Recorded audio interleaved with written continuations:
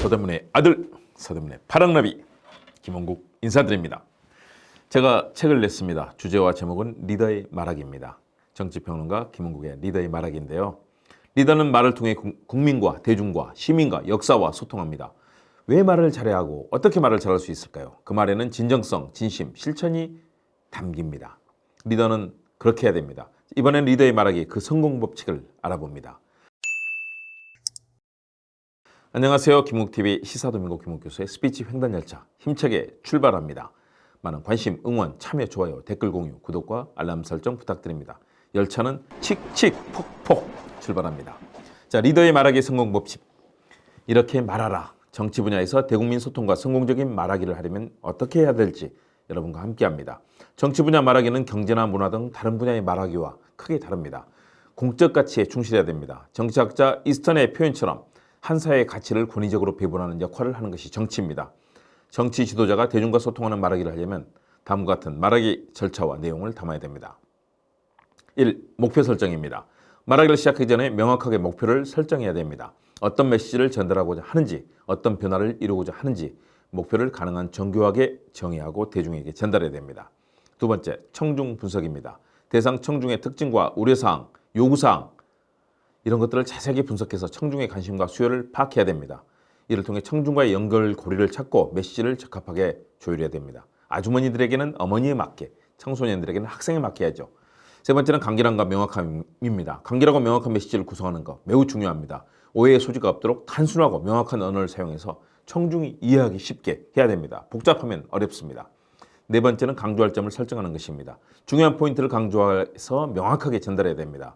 청중이 기억에 남을 수 있는 내용, 중요한 메시지를 명확하고 또 짧게 간명하게 전달하면 효과적인 말하기 가능해집니다. 다섯 번째는 리더십의 강조입니다. 자신의 신념과 비전, 지도자로서의 역할에 대해서 리더십에 대해서 강조해야 됩니다. 이런 소통을 통해서 국민과 상호작용을 강화하고 국가의 발전 또 번영을 위한 리더십을 보여줄 수 있는가 이것을 대중에게 설명해야 됩니다. 여섯 번째는 감정적인 연결입니다. 청중의 감정에 호소하는 방법을 사용해야 됩니다. 이야기, 사례, 비유 등을 통해서 청중과 감정적으로 연결되는 말하기를 해야 됩니다. 일곱 번째는 다양한 소통 수단을 사용해야 됩니다.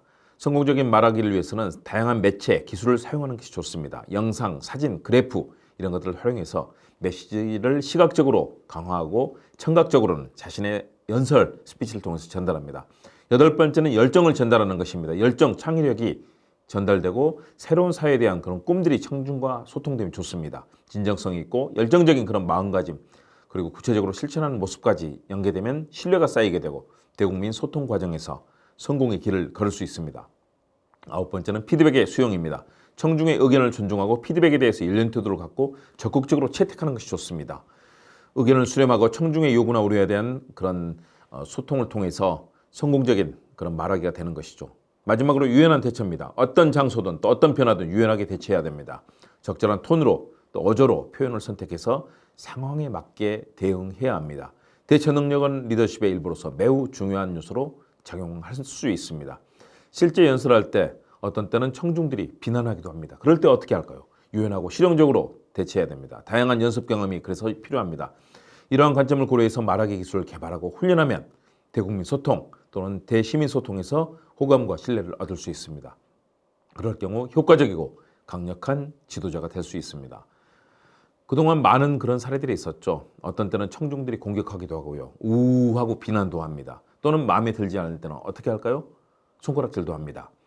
넬슨 만델라 대통령은 유태인들, 백인들에게 많은 비난을 받았습니다. 그러나 단호하게 자신의 입장을 설명하면서 리더로서 자신감 그리고 할 수 있는 힘을 보여줬습니다.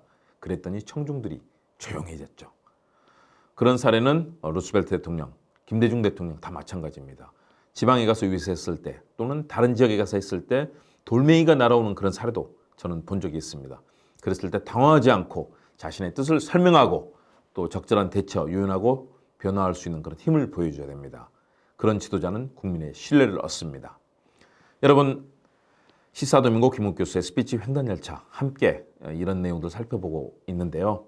드디어 제가 낸 책 리더의 말하기에는 그런 내용들이 많이 들어있습니다. 좋은 리더가 어떻게 말할 것인가, 또 어떤 방식으로 소통할 것인가, 어떤 지도자가 잘했는가, 여러분은 어떻게 하면 성공적으로 소통하고 말하고 면접에서 토론에서 또는 어떤 대화의 장에서 이야기를 하든 성공할 수 있는 길이 있습니다.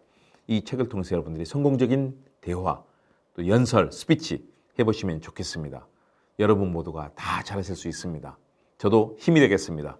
여러분 감사합니다. 많이 사랑해 주시고 많이 도와주시고 많이 알려주시고 또 함께 해주시면 고맙겠습니다. 여러분 사랑합니다.